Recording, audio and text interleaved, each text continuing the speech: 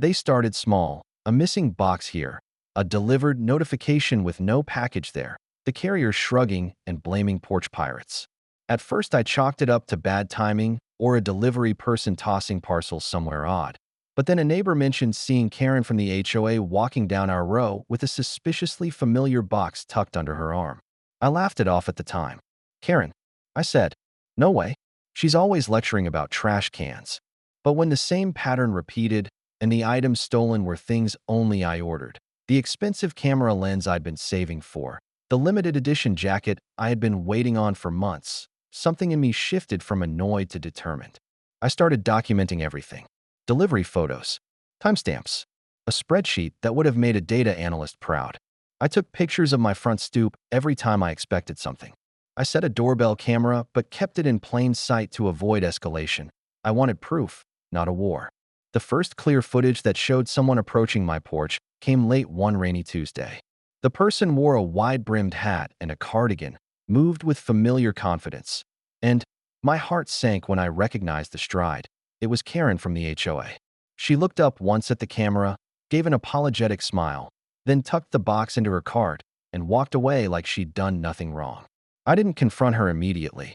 There's a particular poison to watching someone you already dislike break a trust and then pretend innocence. I wanted more than feeling. I wanted solid evidence that would hold up if anyone asked for it. Not the HOA board, not the police, not the internet. The moment felt too good to waste on a scream across the HOA meeting room.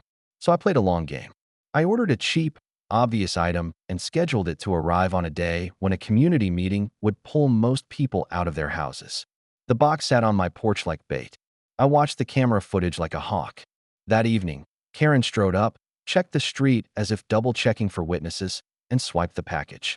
The footage was clear, and my blood pressure spiked in a way that felt equal parts vindication and disgust. What to do next? I wasn't looking to humiliate anyone publicly.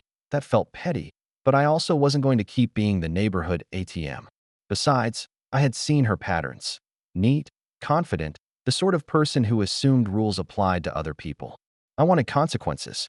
I wanted everyone to know this behavior had costs. I looked into my options.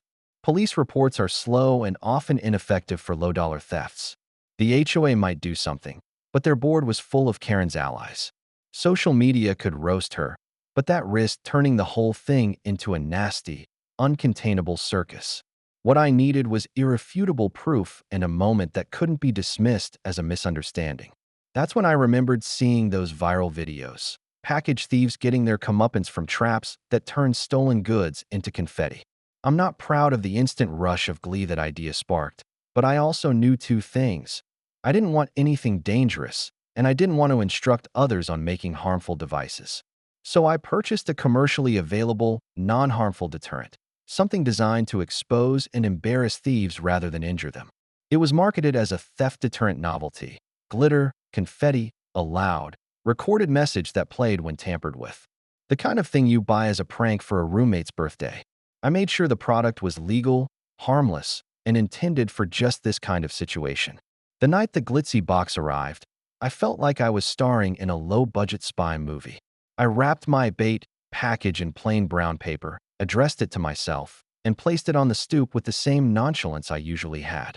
There was nothing violent or dangerous about it, just a promise of a little chaos. Before I left for work the next morning, I left a note on my porch that I hoped would avoid any sympathy later. This box is being monitored. If you take it, your actions will be recorded. I wasn't trying to be clever. I was being practical. The camera would do the rest. The footage shows what I already knew about Karen. She moves like she's entitled to the world. She approached, glanced up, and tucked the box under her arm like she'd always done favors for people. Only this time, the moment she closed the front flap, the recorded message popped on, loud, robotic, and impossibly smug. "Smile, you're on camera." It said in a tone so cheerful it made me laugh and cringe at the same time. At the same moment, a burst of glitter and confetti puffed out and covered the top of the box. It was ridiculous, theatrical, and utterly humiliating.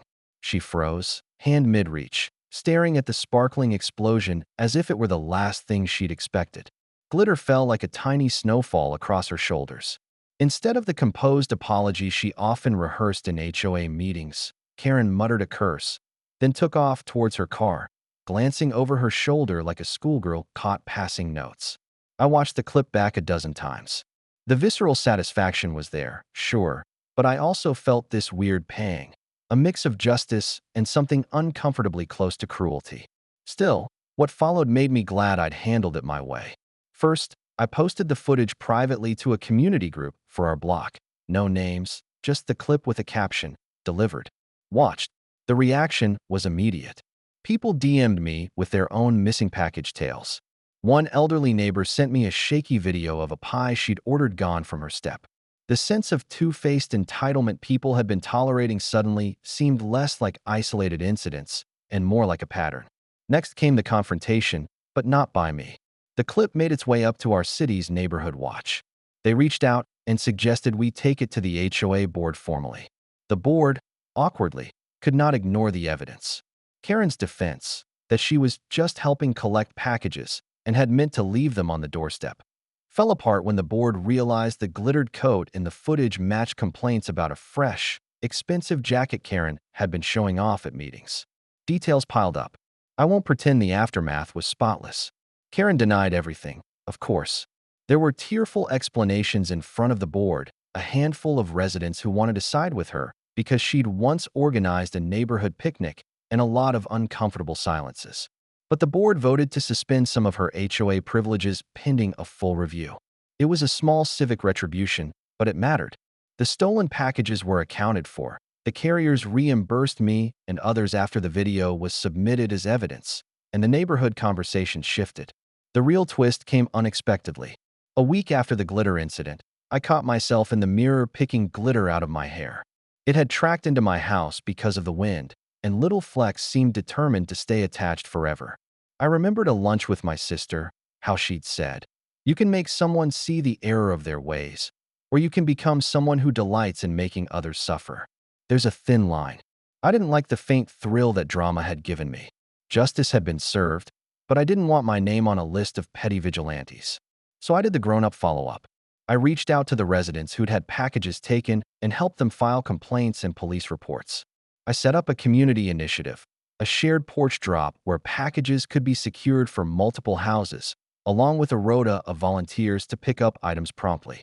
The irony was that the whole glitter episode had galvanized people into taking better preventative measures. We bought a secure locker for the most vulnerable residents, signed up for delivery notifications, and installed more visible cameras on porches. The small victory was less about humiliating Karen and more about preventing the problem entirely. Karen left the HOA board not long after. I don't know if it was shame or politics, or if she simply decided the neighborhood no longer met her standards. When she moved out, the neighborhood gossip swirled for weeks. People speculated about whether she'd been embarrassed for the rest of her life. I tried not to care. What mattered to me was that my packages stopped disappearing. There's a scene I replay often where I realize the cost of my own tactics. The glitter stained more than just clothes. It left a residue on how I wanted to respond to injustice. Winning felt good, but it also forced me to look at myself and ask whether my solution matched the problem I was solving. I could have called the police earlier. I could have involved the carriers or done a community-wide meeting. But the evidence kept slipping through bureaucratic cracks. The glitter bomb, ridiculous as it seemed, created clarity. Sometimes people ask if I regret doing it. The short answer is no. I regret not figuring out a community solution sooner. I regret the momentary rush of delight when Karen flailed under a storm of sparkle. But the longer answer is yes, in a way, because the episode taught me to think bigger, to turn an act of personal revenge into a community safeguard, to make the funny, theatrical moment the catalyst for real change. In the months after, our block was quieter. Deliveries happened like deliveries should, quickly, boringly, without drama. The camera footage that once was my obsession became evidence in a neighborhood binder for future use. People thanked me, not for the prank, but for turning a petty nuisance into a solved problem. That felt better than any viral clip. As for Karen, I bumped into her once at a local hardware store. She was picking out planters, looking smaller than she ever had behind the HOA podium. We nodded. I could have said something cutting, a line that would have brought the whole story full circle. Instead, I offered a simple, honest sentence. "Hope the move went well." She nodded, murmured a thanks, and turned away. The glitter still shows up in small, ridiculous ways. A speck on a dog's ear months later. A stubborn shimmer on the wreath by my door at Christmas.